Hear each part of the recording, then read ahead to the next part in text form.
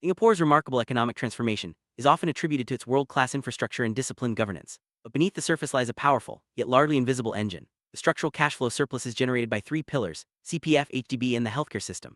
Each year, these systems collectively channel about $15 billion more in inflows than outflows, fueling national reserves and supporting growth without the need for high direct taxes. Central Provident Fund (CPF) collects compulsory savings from workers and employers, which are then invested by the state at higher returns than what is credited back to members.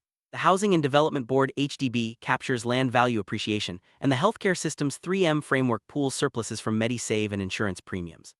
While this engine has powered Singapore's rise, it also creates deep challenges for citizens: locked savings, retirement gaps, and intergenerational inequities. Let's explore how this dual-edged system shapes both national strength and personal struggles.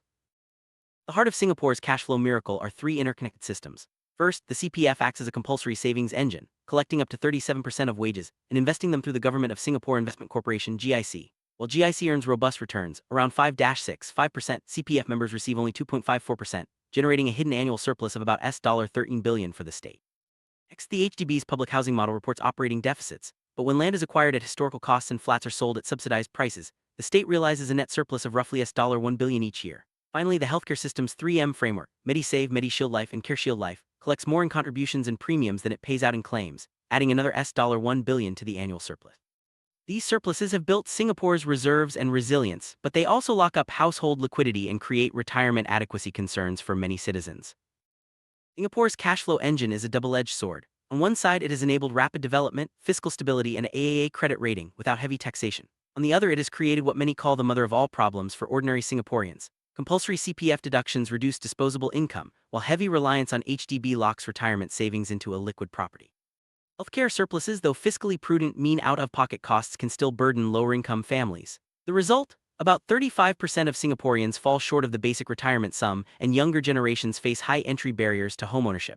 As the population ages and growth slows, these tensions are set to intensify. The challenge now is to reform the system, narrowing the spread between state and citizen returns, increasing transparency, and sharing surpluses more equitably, so that Singapore's miracle can endure without deepening household strains.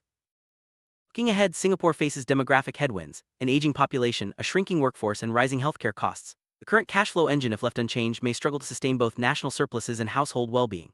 Policy options include narrowing the CPF interest spread, introducing tiered returns for lower-income members, and making HDB land pricing more transparent.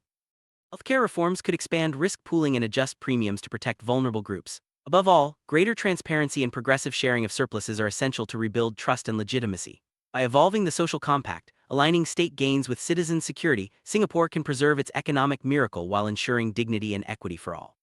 The future depends on balancing collective prosperity with individual needs, turning the mother of problems into a foundation for enduring success.